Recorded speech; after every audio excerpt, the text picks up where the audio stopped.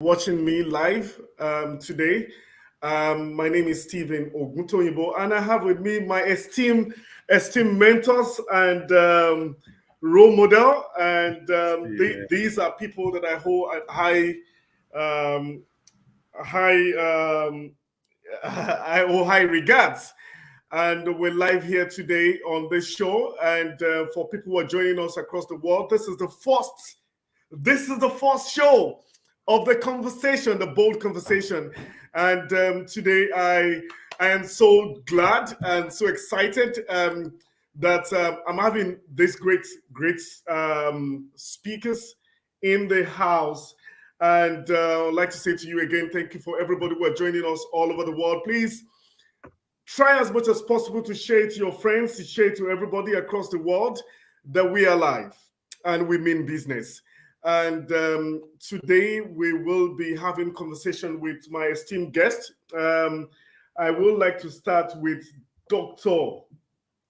My mentor, my role model. I'd like to start with Dr. Melinda Barrow. Dr. Melinda Barrow is somebody I have looked up to for years, and she has been a great mentor. I'd like to give you an intro into this show, and this show is going to be reaching you live every Sunday. And as from next week Sunday, we will be going live on TV. We will be going live on Afrocentric Television, reaching you live and direct from Houston, Texas. And today, like I said, we will be having this show. And I have with me, when you have the great men and the great women who are starting the show with you, it goes down the line that these people are they are the foundation and the bedrock of this project. I'd like to say thank you so much. Thank you so much for everybody who is joining us. I would like to start by introducing Dr. Melinda Barrow. Dr. Melinda Barrow. And Dr. Melinda Barrow is the chairperson. I call her my godmother anyway. She's the chairperson for the 6th Region Global Chamber of Commerce. And she is joining us today and from Panama. Am I right? Yes. And she's joining us all the way from Panama. Yes. I'd like to say thank you so much. Thank you so much. Thank you so much. Thank you so much for joining us on this show. I'd like to say thank you so much to Idagu. Dr. Melinda Barrow, who is Dr. Melinda Barrow? Dr. Melinda Barrow she's the first chairperson of the 6th Region Global Chamber of Commerce. And she has been a mentor to a lot of people across the world. She has been a role model. She's a mother. Would like to say thank you so much for also, some of us we draw from the well of our knowledge every time. And it would amaze a lot of people that I had not met Dr. Melinda Barrow face to face before, but she has been a source of joy to some of us, to a lot of us. She has been a source of joy to us. And Dr. Melinda Barrow is the chairperson of the 6th Region Global Chamber of Commerce. I'd like to say thank you so much for joining us today. Sure. I'd like to also welcome my friend, in person of Idagu, David Goldfinger, Africa. She is the regional lead of the Seymour Media International. He's also a public relations and the founder of Destruct Communication Lab. We're still expecting other guests to join us on the show today. And I'd like to say thank you so much for all of you who are joining us today. I'd like to say thank you. Please try as much as possible to also invite some of your friends to join us on the conversation. We're still live on the bold conversation. I'd like to go straight to Dr. Melinda Barrow. Dr. Melinda Barrow, what exactly inspired you? Who is Dr. Melinda Barrow in one word? If you look at, going back your years and your years of doing what you do or your life, you can best describe yourself for yourself.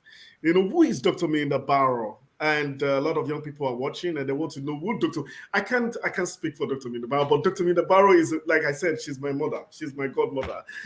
Please, can you just tell us who exactly is Dr. Melinda Barrow? Well, first of all, I would like the audience to know that I was born in Panama City, Panama, Central America, I've always asked myself, why was I born in Panama? That has been a question for many, many years. Now I know why. Uh, Dr. Barrow, I've always had uh, mysteries about myself. And I finally got to the point to know who I am, what am I to do in this world, why I'm here. And basically, it's although that I've been here before. And that is the honest truth. I feel like I've been here before, I've seen things, but now I'm here to correct things.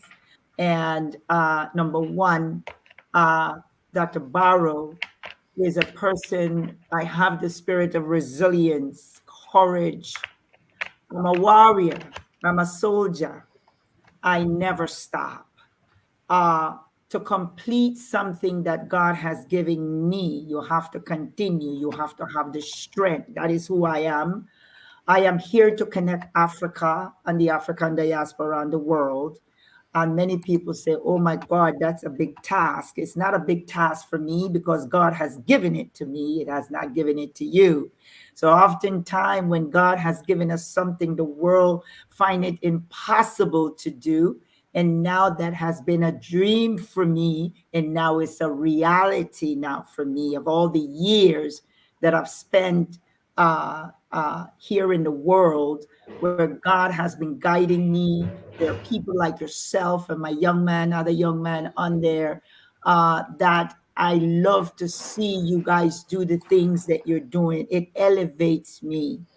And my journey, because it's a journey, it is to build, create you. Oftentimes, there are young people in the world, and I'm not just talking about African young people, I'm talking about the youth of the world. You need guidance.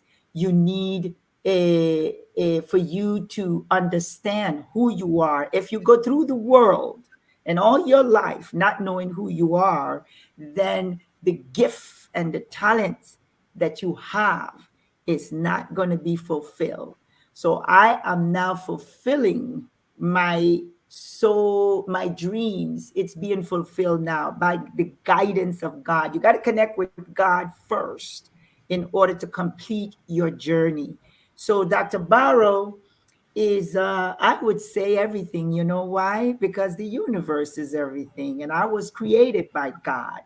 And now I am I wouldn't say completing, but now is the beginning for me. I'm 61 years old and I'm still going, and I will go until God get ready for me to come back home. Thank you. Thank you so Okay. much. Thank you so much, Dr. Melinda Barrow. I'd like to go to Idagu. Idagu, I've watched you closely, and we worked together for over years. And which one word can you just tell us who exactly is David Idagu? I see the ruggedness, the passion, that you have. I like to say, for some of us who want to ask questions, please drop where you are, where you are from. Please drop it in the chat box. I would like to know your name. Just introduce yourself in the chat box. Just introduce yourself in the chat box. If you have questions, just drop your questions. Oh, Dagu, you have the floor now. Thank you so much, Stephen. First and foremost, I want to appreciate you for inviting me to be part of the first show. I find it and I see it as an honor. And then, for having me on the same platform with someone as Dr. Barrow. Before this interview, I actually did some background research and I read a lot about, the work she's done across the world. And I was like honored to be, on the same, show and the same panel. So, Dr. Barrow, thank you for the work you do. Thank you for changing the world with the work you do. So I just Thank wanted to you. get that out of the way before I talk about who Idagu is. Well, Yeah. you asked me to describe myself in one Yeah, just word. go ahead and describe yourself. I'm not sure. Yeah, I can do that in one word. But if I try to do that, I would say Idagu David is a seeker, and the reason I say that is the fact that my life journey has really been about trying to understand, trying to ask questions around a lot of things. A lot of things are like life, like religion, a lot of things, so I can understand the world I function within. So and this has led me across a lot of different paths. Professionally, I work in marketing communications, as you know, Stephen, and I have a background in public relations. I work as the Africa regional lead of a New York-based public relations agency, managing clients across Africa, then of course clients in the UK and the US, African-focused clients as well. So the African diaspora in the US and the UK, as well as clients based in Africa. So that's what I do professionally. But I believe that my life purpose beyond what I do is to, help people find themselves. Now, I'm not doing that from a place of complete knowledge of myself, in the sense that I'm not doing it from a place of I know everything right now, so I just want to share. I just want to show you how to do it. I do it from a place of me constantly seeking and learning about who I am and the world I live in, and then in the process try to share these experiences, because I believe that the life we live in, there's no one template to finding yourself. Everybody have their own journey. So what I think my life is really about is that I try to show, more like a compass, try to show people behind me, like, this is the compass and this is how I've gone so far. I've had an interesting life journey. For instance, I did not set out to become a PR person. I had a science background, and not a lot of persons know this, but I actually did not, have a university education. I, at one point, wanted to go to study medicine, and at some point couldn't afford it and left out. I would say I stumbled into public relations. But one thing that cuts across everything I do, whether it's in PR, whether it's in marketing communications, as much as I love working with clients, I also love working with individuals and small business owners to help them find meaning in what they do. So some of the work I do also is work with small business owners and help them scale their business. For those who want to launch, help them launch. For those who want to grow, help them grow. And for those who want to scale, work with them to scale. Because I believe that those jobs, the business that they run, even though it's about making money, but beyond that, you can find purpose in what you do, your contribution to the world, irrespective of the product or service you're bringing into the world. If you see it as a mission, not just a business, if you see it as a contribution, your own contribution to the world, then your approach and how you go about it changes. So for me, everything I do, whether it's PR work, whether it's communications work, I see it as contributing to the world and helping other people find their path, with what I have known so far. And I'm not 61, so I still have a lot to learn from. I still have a lot to learn in life, and yes, that's why I'm so excited to be on this panel, on this show with Dr. Barrow, and I see the other panelist, a guest, has joined in the session. So yes, I am very open to learning. I'm continuously learning, but Idagu Day is really about helping people find their path by showing them how I have found mine, or how I continue to find mine along the journey. So let me keep it. All right, thank you so much, Idagu. David, while we were introducing ourselves, before we go into the conversation, I have with me somebody say, hey, I have with me somebody who I so much respect, and I will want to use the word, call her the queen of where? Can anybody guess? She's the queen of she's the queen of the World Class Exchange. So no, she's the CEO of the World Class Exchange, and she's also part of the a project that we're doing some time ago, which was a sister city, a great city, Lagos, and can you remind me? Gary, Indiana. The Gary, the Lagos and Gary Sister City project. And she has been a very great friend and a great mentor and friend and colleague. I'd like to introduce nobody else than Derreka Rollins. Derreka Rollins, in one word, or just best describe yourself. Who is Derreka Rollins? Hello, everybody. Thank you for having me, Stephen. Who am I?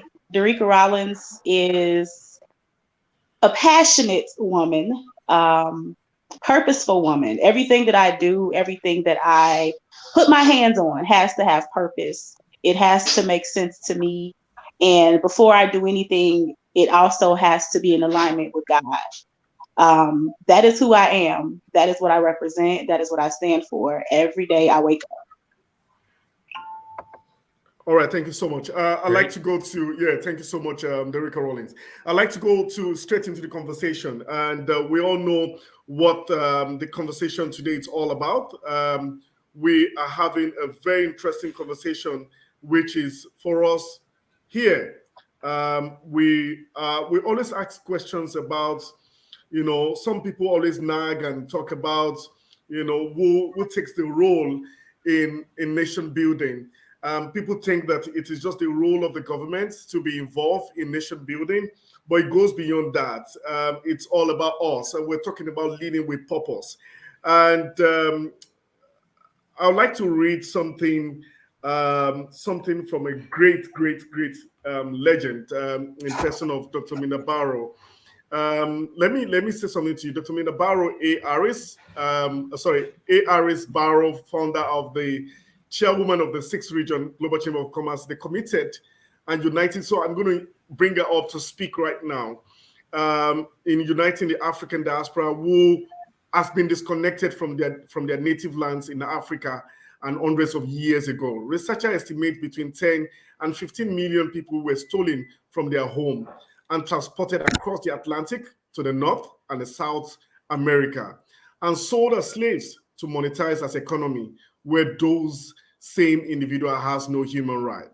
The children of Africa have been psychologically and physically damaged from the hundreds of years and mistreatment and miseducated. Those who do not learn from the history are doomed to repeat it. Dr. Harris Barrow has organized the brightest and the most dedicated at art, who under her leadership, following her vision, have been working diligently in 4 continents to bring about a change that will reunite the children of Africa. With this truth about the culture and the history, together they aimed in creating a pipeline from Africa to the Americas and the Caribbean that creates access to resources and education that will help build a nation of a united people who are aware, resilient, informed. Dr. Harris Barrow believe that listening to God and following his will, that the children of Africa shall unite and flourish as God has intended. I like to bring in no other particular order, with humility, bring to the platform now, Dr. Melinda Harris Barrow. You have the floor, ma'am. Yes, thank you. Thank you very much, Stephen. First of all, to my young people in the world, I do this because you give me strength. And the strength comes from watching the world, how our young people are being mistreated, how our young people are thriving in order to seek truth, in order to be independent, in order to have the courage to do what they're doing. So many have died trying, and those that are living are still trying. I am proud of all the young people in the world that stands up and want a better world, a better society. My job is to help you. My job is to encourage you. What I've seen in the world is the fact that what happened years and years ago, where our children were stolen were kidnapped to be brought throughout the Americas and the Caribbean. I am the descendants of them.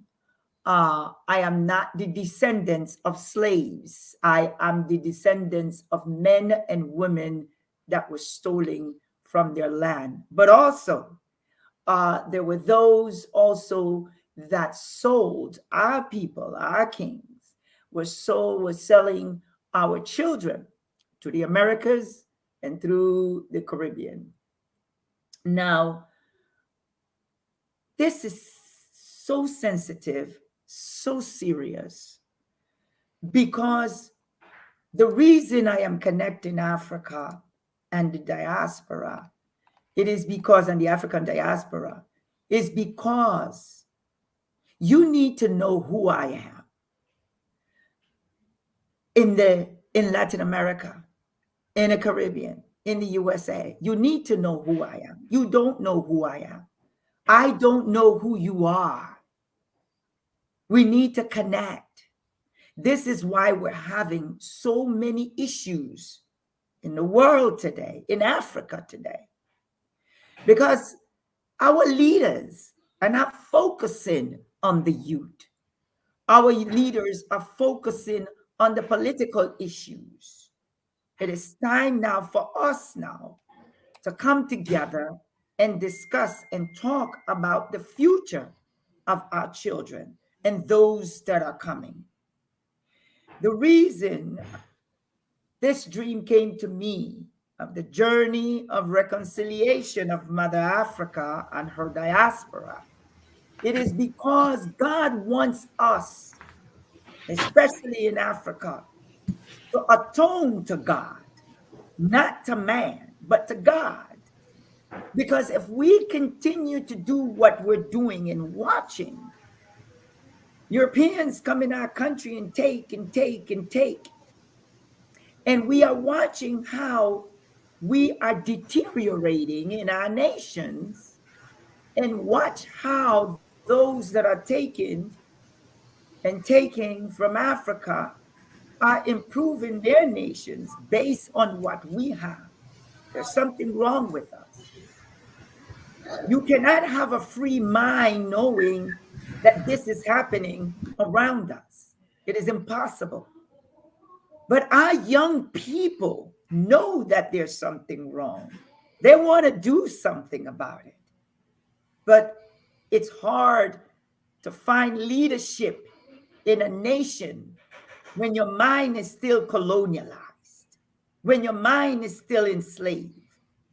So this is why now it is important for us to have a different mindset, because the mindset that we have today, it is the mindset that is going to destroy us all. So coming up soon in May of this year, from the 18th to the 25th, we are bringing kings and queens to Panama. Why? Because I believe it's time now for us to come together and talk about the issue at hand.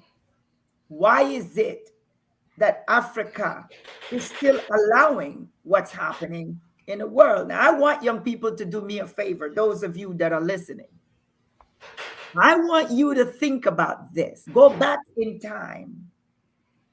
When I say go back in time, this is when Europe had nothing. Absolutely nothing. And go back in time and look at what Africa had then. That's a homework for you. I want you to do this homework because it's important that you not only allowing others to come to your nation and take and build in other nations, but you are not preparing for yourselves or for the future generations. Having the kings and queens, you have to have now the positions that you had before. You have lost it. You have lost it. Our children needs you. Our children needs our kings to step up. And I am speaking truth today because our young people just tired of hearing just talk. I was in Ghana in 2019 and I spoke about if you don't do something, I will. Well, I'm doing something now. We are having kings and queens to come to our territory, to the children that was taken almost 500 years ago. In order for us to come together and talk, not just about reconciliation, peace, but we have to talk business, how we can trade with each other, just like you did in the past. We have lost something, and that is the mindset. We have been colonialized, and we're still doing the same things that we have done during colonialization. Example, why is Nigerians, when they graduate out of law school, they're still wearing the white wigs? Tell me why. So that tells me the mind is still colonialized and proud to wear it. I have seen so many things in Ghana, in Nigeria, in the Congo. Where is the courage? Where is the spirit of resilience? Where is all the things that God has placed in you? It's gone, but it's coming back by youth. So the idea here in this discussion is about truth. It's not anymore, because Dr. Barrow is about truth. You understand? Yeah. We have to respect our young people. We have to help our young people with what they want to do. You see, the mindset is changing, and they are the one that's going to change Africa. Thank you. Thank you so much, Dr. Melinda Barrow. I want to ask a question from Idagu right now. Idagu, do you think education is the problem, for Africa? Because a lot of people believe that, for unlocking African problem, both economical, but in terms of African prosperity, do you think it's a problem? Because we people believe that that's just the only way.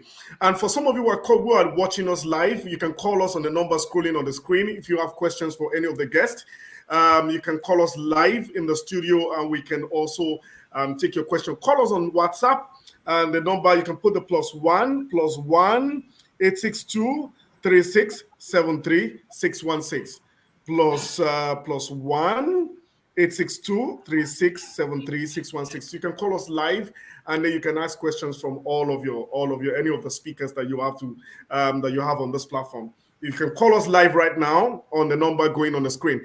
Idagu, do you think education is the pathway of unlocking African prosperity? Well, first I would say what Dr. Barrow spoke about. She talked about the mindset and the fact that we still think the way our colonial, I don't want to use the word our colonial, the colonial man or government wants us to think. Now, when we talk about education, the thing is, what education are we talking about? Is it the one that was passed down to us? Because I always say that your oppressor cannot educate you to freedom. Any education that was given is an education to further exploit you. I mean, the reason English language was taught at some point was because so they are able to communicate with you. So it further facilitates their intentions. So if you look at the curriculums, in schools in Nigeria that I can speak to, you would not see the history of Africa or Nigeria even taught in the schools. How can you break free from the mindset that the colonial masters has set without knowing who you truly are? Okay, so I believe that education in the way it is not really the problem. if we talk about education, we need to ask what type of education. We need to deconstruct the concept of education and go back to how we need to, an education that's unique to us and unique to us as Africans, because there are a lot of knowledge that we have about the world. Even if you look at mathematics, you look at engineering, it can be traced back to Africa. But you see, the alphabets, research shows that some of it originates from Africa. So for education to make a difference, it's got to be an education that liberates, an education that empowers the mind, an education that ensures we ask questions, not an education that prepares us for the construction side or for the for the factory. Sorry. Okay, just hold on your thought. We have a caller live. Hello. Hello. Thank you, Mr. Stephen. And my name is Kendi Odoye, and being great being part of this section. And my question is to Dr. Melinda Barrow. And so she was speaking about mindset, the two that... So, Kenny, please, where are you calling us from and what's your name? Where are you calling us from? My name is Kendi Odoye. I'm currently calling from the United Kingdom. Dr. Melinda Barrow was speaking, and it was really very, very meaningful to me, especially when it comes to the mindset being a tool that can be used to define or rewrite the narratives. And my question is really very short. In a system where everything has been designed, a system where people, the structure has been designed to fail. I'm not really going to mention a specific country right now, but in the Black continent, where everybody just seems to appreciate things that are coming from outside the continent. It could say when there's no enemy within, the enemy outside can do us no harm. So how do we start to appreciate what we have ourselves, to see that what we have, we truly matter, we count, and not everything that is foreign is actually the right thing for us? How do we write that narrative? Because I could hear the second speaker talking about curriculum. Okay, just hold. Okay, go ahead.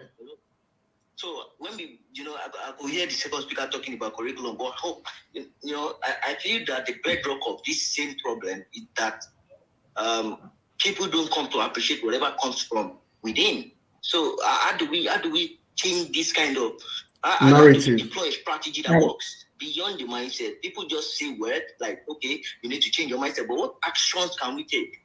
Mm-hmm. Okay, let people appreciate what comes from within. All right, thank you so much, Kendi, calling from the UK. Hold that thought now, and I guess Dr. Melinda Barrow, you address a question to Dr. Melinda Barrow, and we'll let Idagu finish, and then before.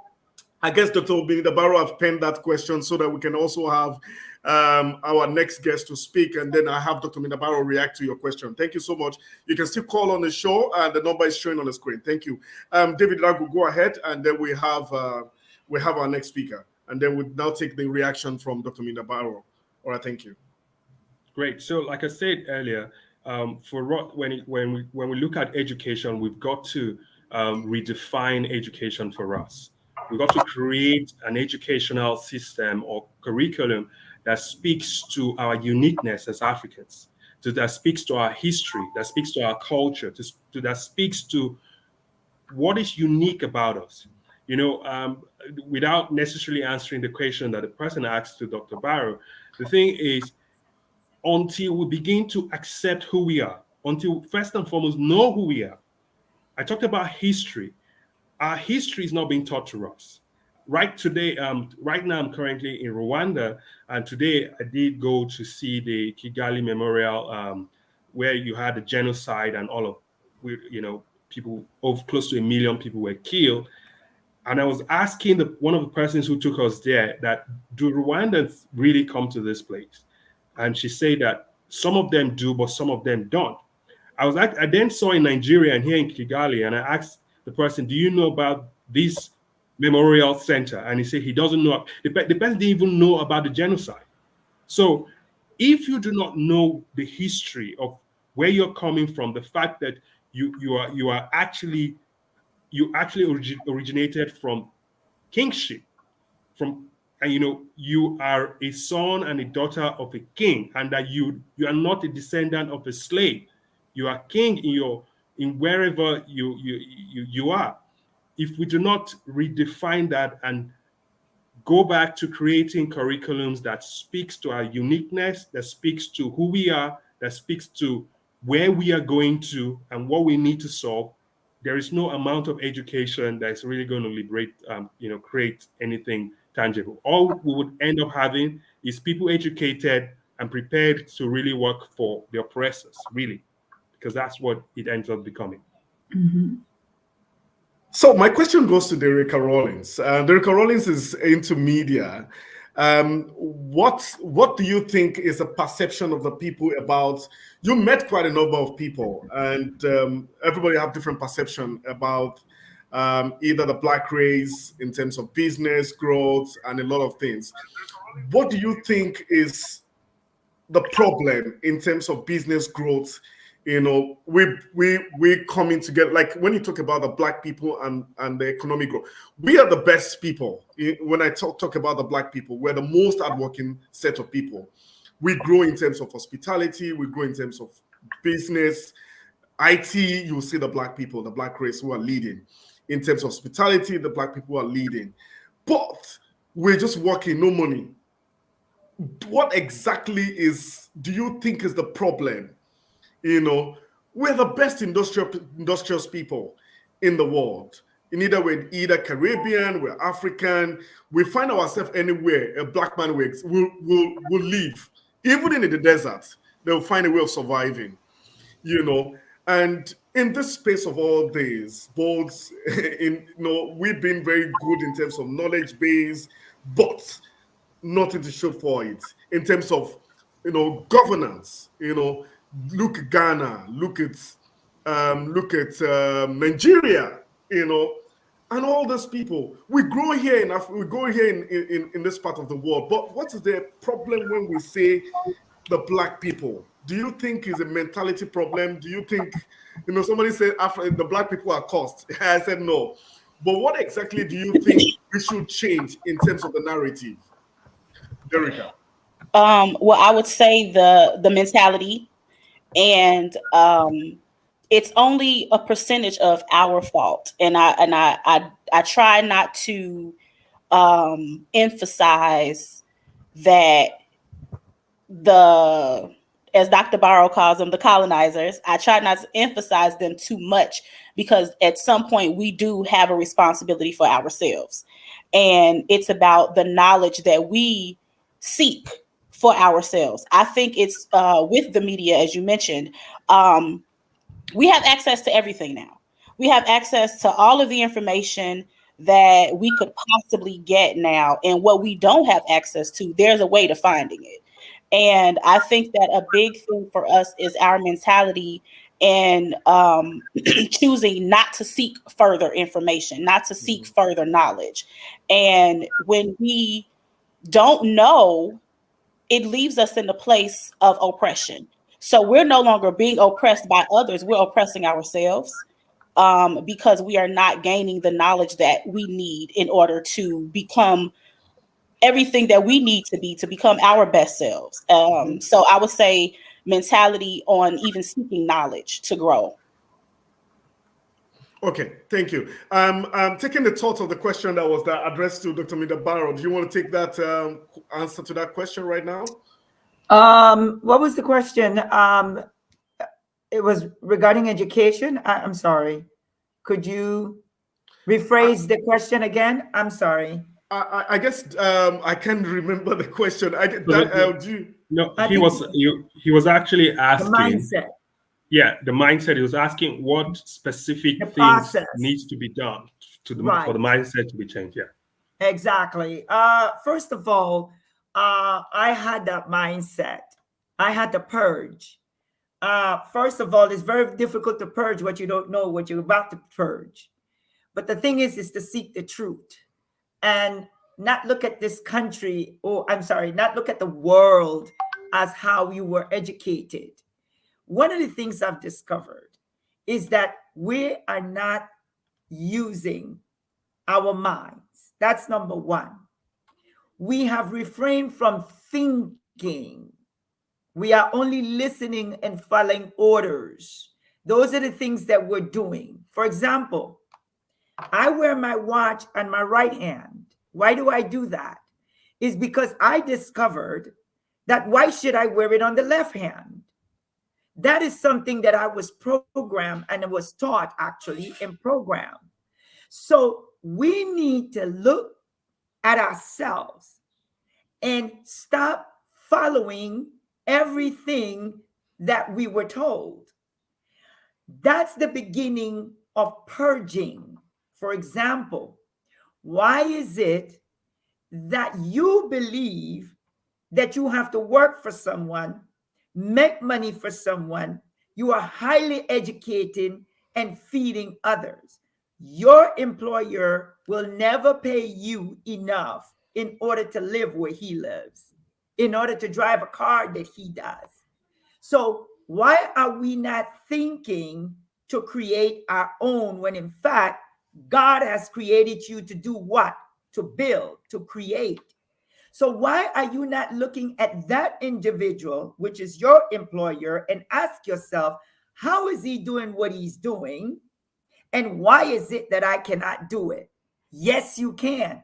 But you were programmed to work for someone and to serve. They programming their children in order to build, not just for themselves, but for you. So what I want our young people to start doing is asking the questions to yourself. Why are you so busy mimicking your own oppressor when in fact you need to be creating, building, working together? You understand? It's a process. And then the next process is the fact that this is what I do with and I call them my children, because Derreka is one of them. Stephen is one of them. The teaching is to begin to purge all the negative things that you were taught. You're always seeking for someone to give you something. You're always seeking for someone that you deserve to get someone. You see, you have put in place money instead of wisdom. You see, with wisdom, you can get money. You can earn. You see, without no wisdom, you'll be begging for the rest of your life. So those are the things that you have to start thinking about. Because I notice our young people, some of them, well, there's a lot of them, I should say, as soon as they meet you, they're not talking about how I can build. They're talking about give me. Give me. That has to change. That mindset has to change, because God didn't create you like that. From the time that you were born, listen to me. From the time that you were born, you're being programmed in every way. So now it is time to purge that out. That's why I call my first book Unveiling the Illusion. Know who you are. If you don't know who you are, then you are doomed for the rest of your life. That's why I'm trying to encourage you and tell you, you don't have to be in the situation that you're in, because I've noticed those of you that have your college degrees and all of this, you're still not doing anything. I need you to get in the driving seat and not in the back seat. And the same way that you are making millionaires by working for them, you can do it for yourself. So we need to establish a platform, which I've established already, in order to purge the mind, in order to live the life that God created you to live. Thank you so much, Dr. Melinda Barrow. I'd like to ask a question. The topic of this conversation is leading with purpose. And I'm going to speak much about young people taking the lead. We found that the only issue that we have in Africa currently is the recycled leadership, the mentality of recycled leadership. And I've been in situations where I have friends who have run for political offices, and I've seen these old men. I say, "Go and sit down. You can't take the lead." And Idagu, you've been part of the process of a lot of campaigns, and we saw a lot of face that change, even in the means of the End SARS protests, and young people taking the mantle in their hands and saying, government, young people have a voice. And we saw the way young people stampede the whole world, with the power of social media. And young people, the government saw that was a threat to them, and Twitter was banned. It's just a few hours ago that the ban was lifted, and which we know was because of their political interest, because election is coming up in a few days, campaign strategies are going on, and they can't do without, the power of Twitter. You as a person, you've seen a young lady had come out, had declared for presidency. A young guy had declared for presidency in Nigeria, and the same applies in other African countries. The question to you, do you think the strategy of young people's inclusion in governance will have a pathway towards African development? I mean, the short answer to that will be yes. But the long answer to that is it's a complex thing. Now, in 2019, I happened to work as the director of communications for the now governor of a state. He was then a senator and the now governor. And during the period of working, handling communications throughout that period, I discovered that politics in Nigeria requires, and I think in a whole lot of other African, I think in the world, but in Nigeria particularly, requires tons of money.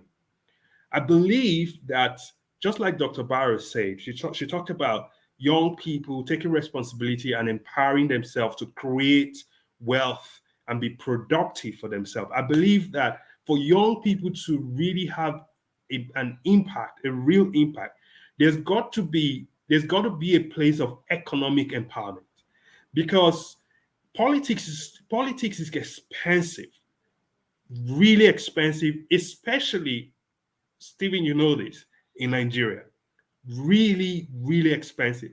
And when it comes to having young people come into the game, yes, they may have what it takes, but let's even look at the cost of being on media alone. It's a lot.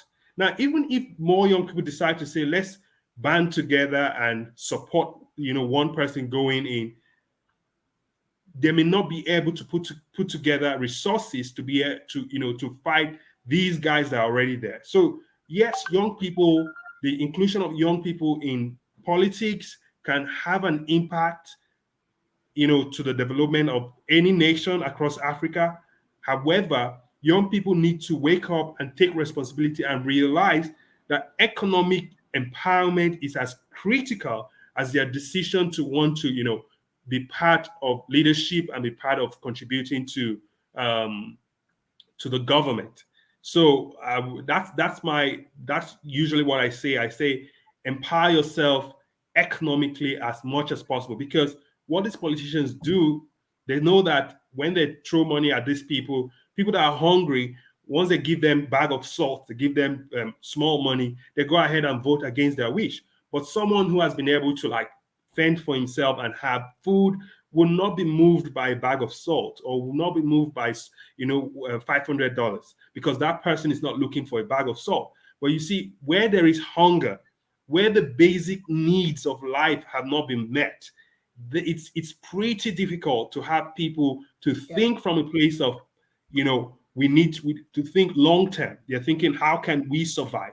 How can we? And the politicians have mastered this art, and they use it to their advantage. So yes, young people need to be part of the process. Maybe another way around it should be more young people coming together to see how to attract funding, to support each other, to collect power, because the only way young people can be part of this process is to collect it by force. It can't happen by business as usual. It can't happen that way. Young people need to wake up and decide that they want to collect it by force. So that's my answer to your question, Stephen. Stephen, I just need to add something really quick. First of all, I love what you said because that's the key. That's key. And another key is this. I think our young people are depending too much on politics instead of leadership. Politics, when you become a politician, not everybody, but there's a majority, you focus on the next election. You're not focusing on the next generation. That's one. Two, leaders are the ones, good leaders are the ones that focuses on the next generation, like myself, like you and Derreka and many others. We focus on building leaders. We focus on the new generation because we have to prepare for them. So young people, I know you, and just like you said, you give a bag of salt and you're hungry, or a bag of a loaf of bread, you're going to vote for that person. But then when is it now that we become smarter than that? We need to start building ourselves, because politicians, as I said, what are they doing?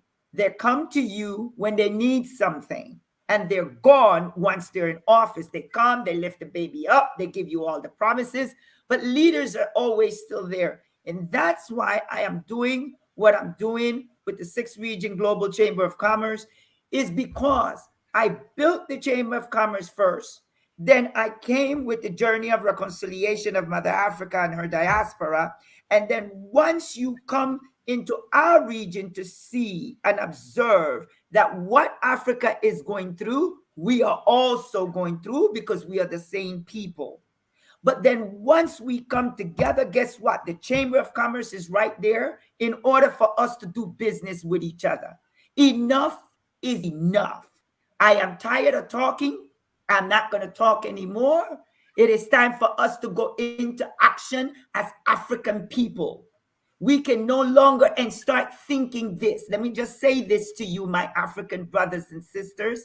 We are the same people in Nicaragua, in Panama, in Costa Rica, on the islands, every single where. So if you think that you're different from me because I was born in Panama, you are wrong. It is time now for us to come together. It is time for us to build, because you cannot do it by yourself and we cannot do it by ourselves. So it's time. And if you want to learn about who you are and your mindset, you know where to find me. Stephen, you're on mute.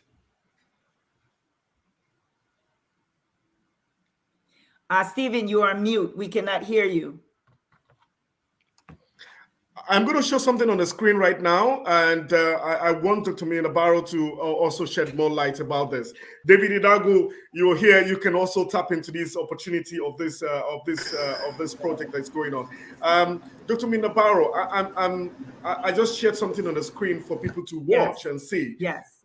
What exactly, what motivated the African kings and queen journey to Panama?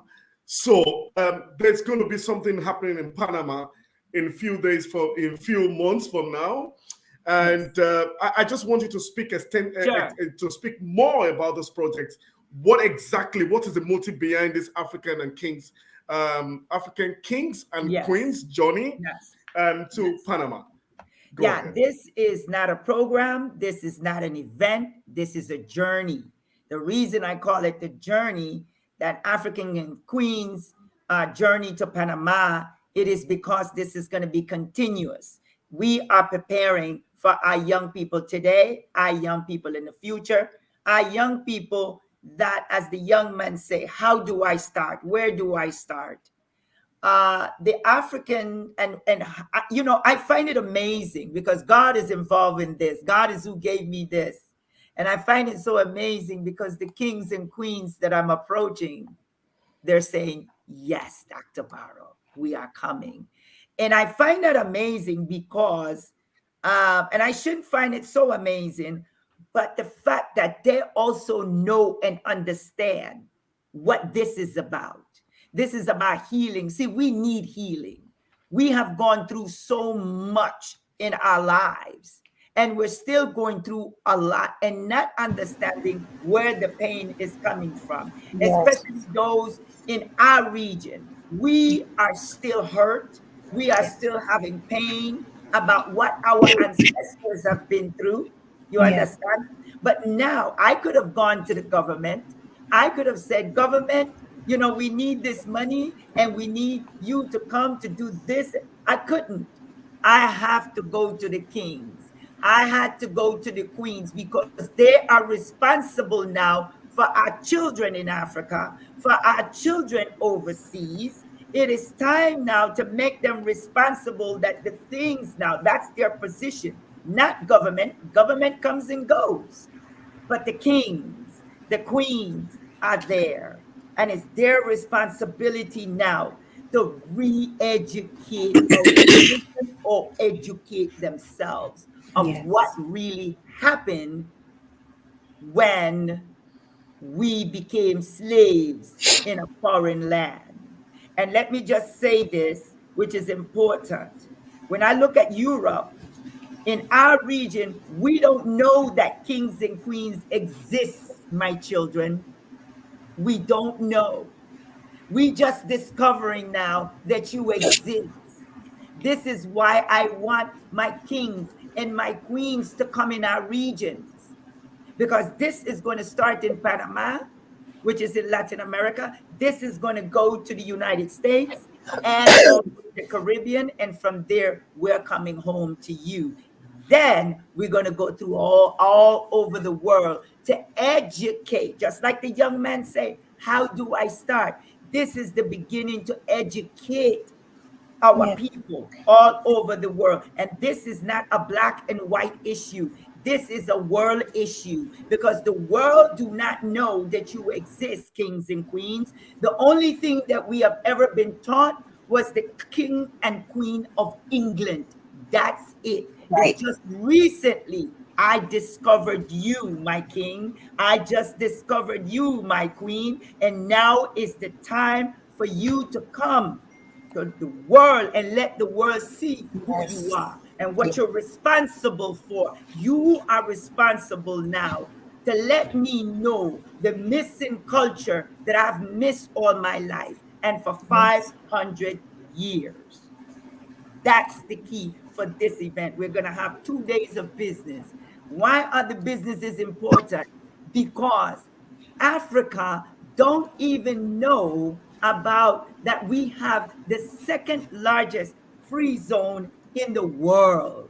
Why are you not there trading? Why are you not there doing business? Why are you not there re-exporting products from Latin America to Africa?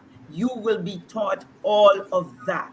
Why is it you're not in Colombia and trading, and we're trading with you? It is time, my brothers and sisters, in order for you to build and create. We're bringing that to Africa. Thank you. All right. I'd like to, before I go to Derreka Rollins, for some of you who are here, you want to ask questions live. I'd like to say, for some of you who want to ask questions live, you can call us on the number WhatsApp. Call us live and ask questions from Dr. Melinda Barrow, Derreka Rollins. Derreka Rollins is doing a sister city project, Lagos and Gary, Indianapolis. She's a media person. It's all about, this show is all about networking. Please call us on 862+1. Please put +1 862 3673 +1 862 3673 Call us on WhatsApp now, and you can ask questions, live questions from Dr. Melinda Barrow, Derreka Rollins, or our almighty guest, Idagu David. Idagu David, do you think there's a lot of opportunity? For some of you who are watching us live, please go on our YouTube channel and please subscribe. Click on the subscribe button now. Subscribe on the channel. Just subscribe. Please subscribe on our channel right now. Please, we'd like you to subscribe on the channel. You can call us on the show, like I said, to ask questions from you can get part, or you can be part of this journey you can be part of this project. This is a golden opportunity. Sometimes for me to get Dr.Melinda Barrow, it's a tough one. And I'm so excited that I have Derreka Rollins and I have Dr.Melinda Barrow that is here. She was resting in a resort, JJ. Yes, and I'm doing this for you. She is resting. I was resting. at the pool on my vacation. She was at the pool. And I had to drag her from the pool. Said, yes. Just because. So you have the opportunity to call us live on +1 862 3673 616. Call us on WhatsApp +1 862 862 3673 616. Call us live and you can ask questions from Dr.Melinda Barrow, Derreka Rollins, or Idagu David. Idagu, do you think there are still some untapped resources in Africa?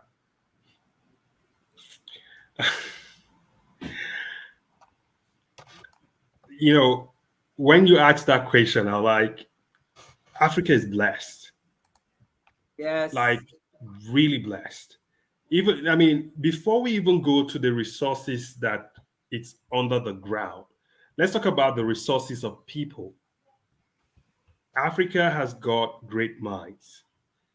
And that, going back to the conversation around education, that is where the real tapping should begin from.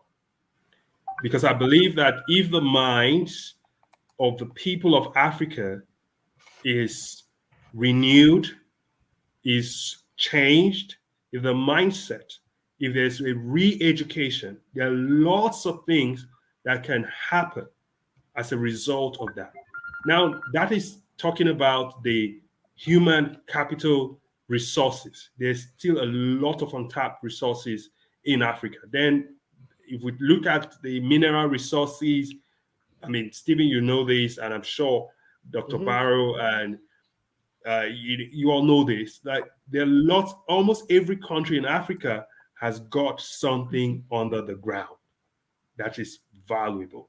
In Nigeria alone, for instance, if you do a Google search, every single state in Nigeria has got 2 or 3 natural resources that's not even been tapped. We're talking about gold, we're talking about coal, we're talking about a lot of things. So yes, there are lots of untapped resources in Africa that needs to be explored, but I think what needs to be paid the most attention to is the untapped minds, because ultimately, if the minds are, if the minds of young Africans and Africans in general are opened and re-educated and realigned and, exposed to see who they truly are, then we'll be able to explore all the resources we have.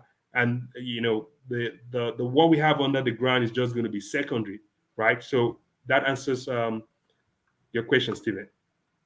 All right, thank you so much. Derreka Rollins, did you believe that there's still untapped resources for us? What exactly, if you have the opportunity to speak to world leaders, so what do you think, what advice, if you're sitting there in a panel of world leaders and you have 15 minutes to address them or 5 minutes to address them, what are the highlights do you think is a missing gap in terms of African growth or in terms of development? What do you think are your top nuggets in terms of growth for your advice for them? That's a complex question.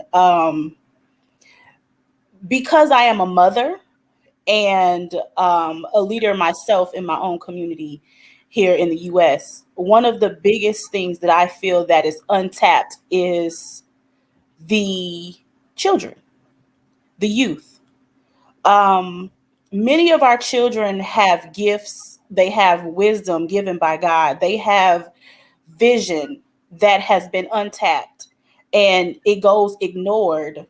And that's why you see, I personally believe that, as you were talking about, the political arena, a lot of what we see has been continuous year after year after year because the youth have not been tapped into it. The youth have not been able to give their voice. The youth have not been able to really give vision and allow the opportunity to step into roles that would allow them to give their God-given wisdom and their God-given vision into a lot of what can be changed. If we're ever going to change anything, we have to know who we're changing it for, and that's the youth. We have to know what it is that the youth desire. We have to know what it is that the youth needs, because what children today in 2022 need is not what children today in 1982 needed. And we're still in that same place, I would say, in both Africa and the US. In my community right here in Gary, Indiana, we still have that very same issue where the youth, I would say, is the most untapped resource that we could ever have. If we tap into our youth and we allow our youth to come in, we have so much leverage on how things change moving forward. All right, then. Thank you so much. I'd like to take what exactly, this same question goes to Idagu. If you have the platform to speak to world leaders, what are the main issues do you think should be addressed? African leaders.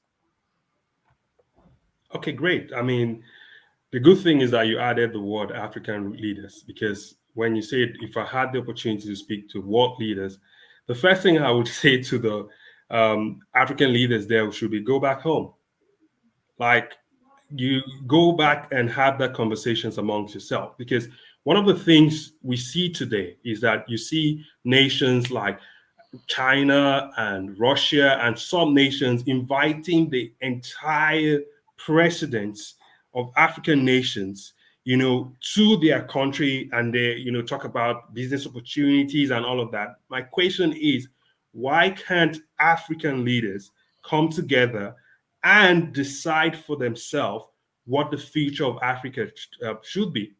Because if I have an opportunity, would be the things that needs to be addressed, like Derreka said, is I still tied back to the minds of the youth. I think to a great extent, what holds young people down is the mindset. How it's been programmed over the years, how we see ourselves, how we view the world, and how, to a great extent, when we are seeking a solution, we think of going out to the world. When we're seeking a solution, we think of, reaching out to how the international community can help Africa. So we should go back to educating the minds of the young people and teaching them the fact that they have within themselves the power to change Africa, to change themselves, and by extension, change Africa. So I would say also that the young people need to take responsibility for their own empowerment, because at the end of the day, no one is really going to come set you free. You've got to decide in your own mind that you want to be free. So there's a place for responsibility. Why I love the idea of saying we need to empower Africa, and I also support the fact that sometimes there's a conversation around Africa has got great resources, great manpower, and all of that. I think one of the things lacking to a great extent is the fact that we have been taught to always play the victim. Yes, we know over the years there's been oppressions and all of that, but we need to stop playing the victims. We need to stop. All of these things has happened. We need to rise up and now take responsibility. We can't continuously pointing fingers. We can't continuously saying this happened to us and this is why we are here. We've got to wake up and take responsibility. And when a man decides or a woman decides to take responsibility for his or her life, then that is when change begins to happen. So I think there's a place for taking responsibility, and that is what I would speak to. If I were to give the opportunity to speak. All right, thank you so much. Thank you so much for this. We've spent 1 hour, and we're going to be wrapping this show up in some few minutes. But before I call, Derreka has given us our own input. Derreka, is there an approach? Before I go into to this last point, I'd like to say thank you to all our listeners and all our audiences from all over the world. Blessing, I'm going to read it. Blessing said, I'm watching from Lagos. We're from Nigeria. Also, we have David Okpeyemi, okay. who says, well done, Stephen. Good to see Derreka Rollins looking awesome. Somebody also says, I'm a product of David Idagu. Thank you so much. And always been amazing. Also, I have somebody giving a shout out to Dr. Melinda Barrow saying, Mama, you look super amazing, ever young. She's everly young, don't mind her. Somebody said, amazing work, David. And I also have Lagos Giri Sister City Project. Somebody's hailing you, Derreka. Thank you, Dr. Barrow, the work you do. You're an inspiration. I celebrate you, ma'am. And also, it's a privilege to join this program. I'm Kennedy Odonye from the UK, who called earlier, conversations here. Also, it's hard to find leadership in a nation when your mind is colonized, which is depth. If you don't do something, I will. Talk is cheap, is to rewrite history. The mindset is a strong tool in changing a narrative. And so we have, thank you, Dr. Barrow. And also we have somebody, Said Bayole said, your oppressor can never educate you to freedom. We also have somebody also said something, for education to make a difference, it has to be an education that liberates and that can empower the mind. I also have something I agree with, the encompassing educational system. A homegrown system of education is vital. Alternative education promotes inclusion, and we need to look holistically. And we have to provide knowledge and influence to the young people. Yes, POCH, the reprogram. Also, yes, we can't get anything right until our mindset is rightly positioned. Many thanks, Tune Benjamin. We also have one last question to the two speakers. How do we devise a means to work against the divide and the rule strategy? This is Babatunde Ogunrotimi. Great to have you here. So Nifemi Joshua said, it's unfortunate that political elites have mastered the art of deceit and use basic needs as tools to campaign. Imagine politicians campaigning with the promise of good roads and water. These are supposed to be the basic amenities. It testifies how backward we are, and more importantly, the need for a leader, not politician. Awesome. Africa is not a country. It's a continent continent like none other. Let's rise again. It starts wearing my watch. Okay, I will start wearing my watch on the right hand. Okay, great input, David. And then we have the last comment. Great stuff. All well said on culture. Thank you so much for everybody. It has been great time. I'd like to give the floor for a recap, and an insights power charge, as we call it a day today. Please, for everybody who is watching, please subscribe. Please go on the subscribe button on YouTube. Please, please, please. Subscribe, go on the subscribe button, and please subscribe on the YouTube channel. I'd like to say it has been great, amazing period today. Having the first guests, having the first guest on this show. I am honored. I am super, super, super honored having my first guest on the show today. And like I said, we keep going. And in a week time, we will be having guests join us, and we will be live on TV. We will be live on TV. We will be live on TV. I said, we will be live on TV. We will be live on TV. We will be live on TV next week. By God's grace, we'll be live on TV, and we'll be having a supercharged and conversation.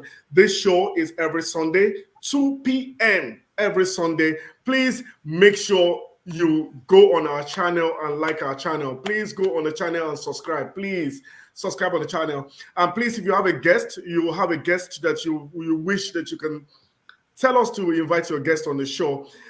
We have a young lady. We're trying to bring her courtesy David Idagu, who has shown interest to run for presidency.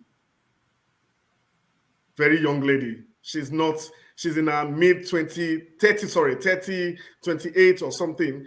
She's running for presidency of Nigeria. There's trouble. So we'll be having this young lady and some other young lady who will be joining us on this show, who are running for the race come 2023. 3 in Nigeria.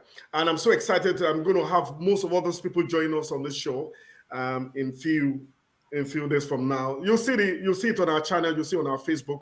Please go on our Facebook and also subscribe on our Facebook, like our Facebook, join our Facebook, and then you can get more information.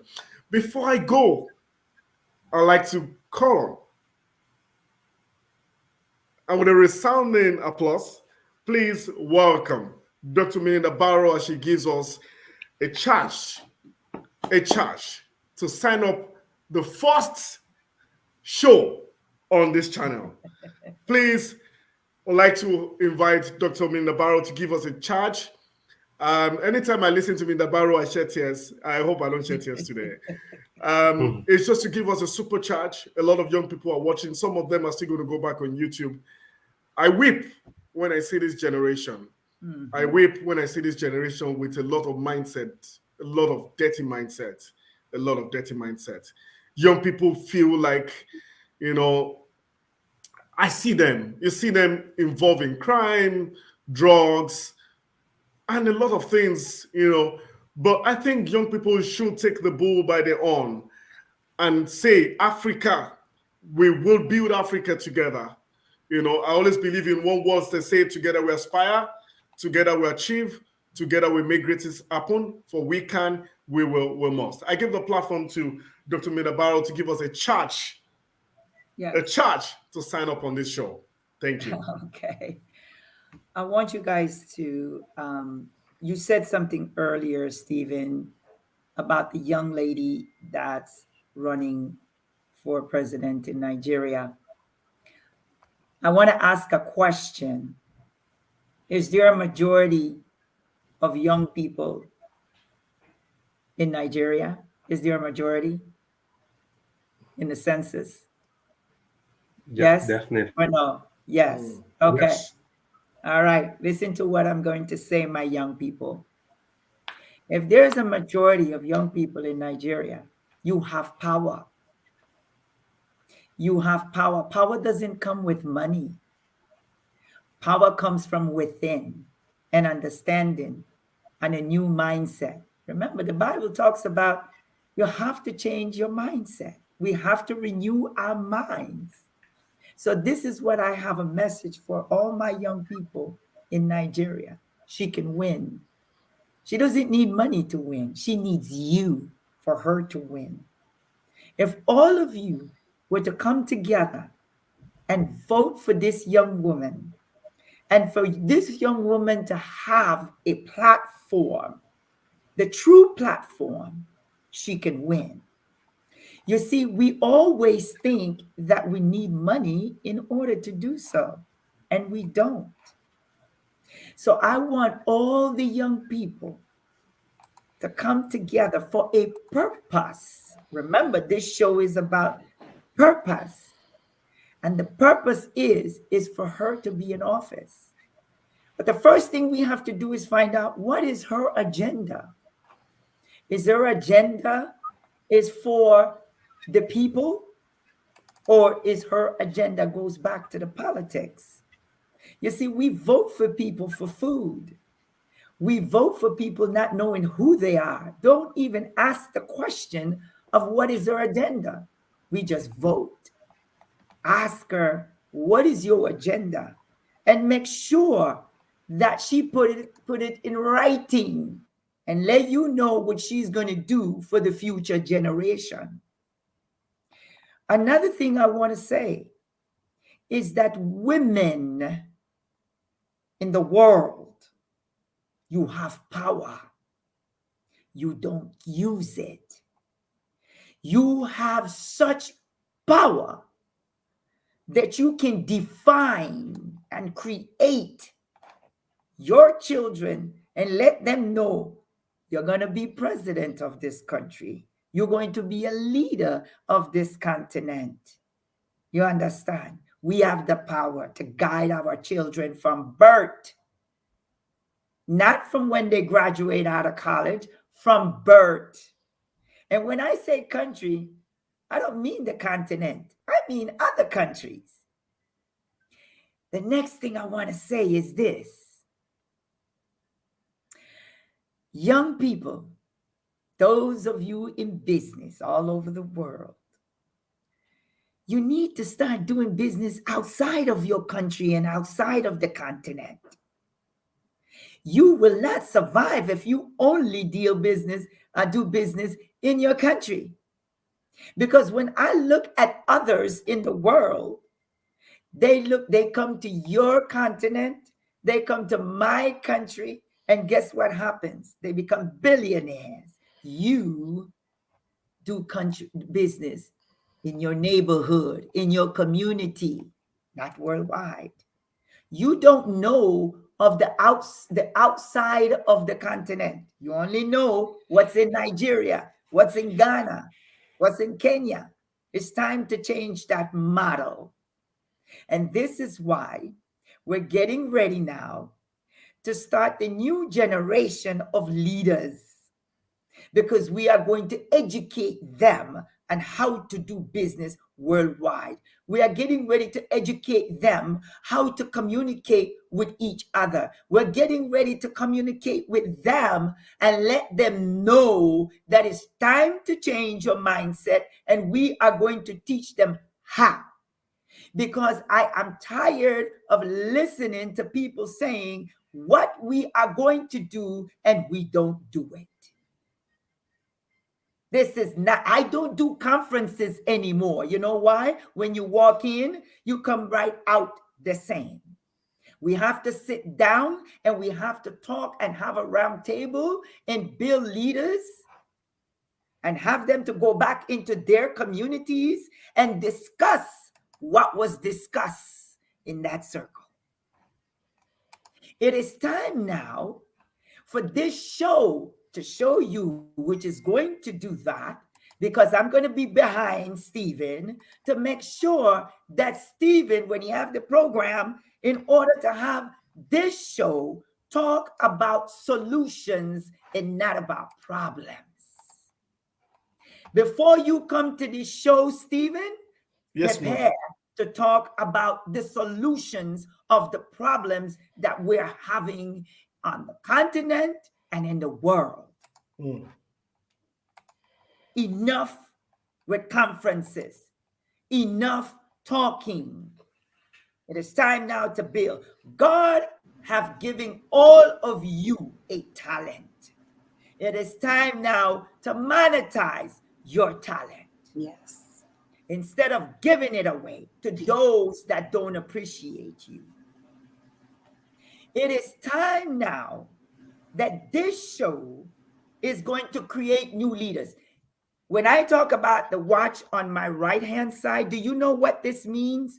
That I am in the process of unveiling the illusion of this world, and I am in the process of purging for all of the negative things that was put through in my mind. Now it's time now, by wearing this watch, it proves that I'm no longer where I used to be. I made a decision to be happy. I made a decision in order for me to build my businesses.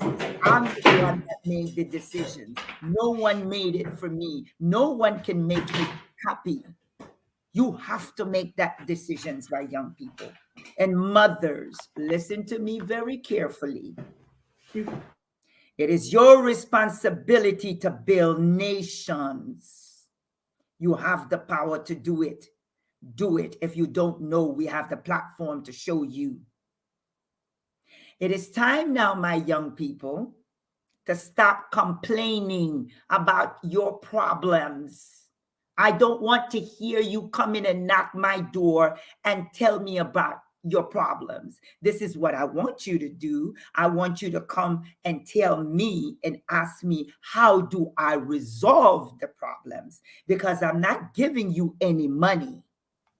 I am giving you wisdom in order for you to go throughout the world and teach what I've taught you. It is time for you to stop begging governments, because they're only going to give you just that much for you to survive. I don't want you to survive. I want you to live the life that God intended for you to live. So, my dear brothers, my dear sisters, my youth, it is time for us to break the walls of oppression and build our wall of freedom. Thank you, my brothers and sisters. I love you all. Thank you so much, Dr. Melinda Barrow. I'm so grateful. It has been an awesome experience on this show, and it's been very, very educative. Join me next week, Sunday. Join me next week, Sunday, as we go live broadcast on Can I go TV. back to my pool now? Yes, you can go back to the pool. Thank you so much. I'd like to say thank you to everybody, Idagu, and everybody who has joined us. For your friends who want to join us as a speaker, as a guest on the show, please just call me or send me a message on WhatsApp. We'll see you same time next week, Sunday, on this great show. I'm going to sign up with this word: together we aspire, together we achieve, together we make great things happen. For we can, we would, we must. See you next same time next week, Sunday. Bye. God bless you. Bye, Dr. Barrow and Derreka. Thank you. Love you all. Bye. Bye-bye. Love you too. Yeah, bye. Thank you for having us.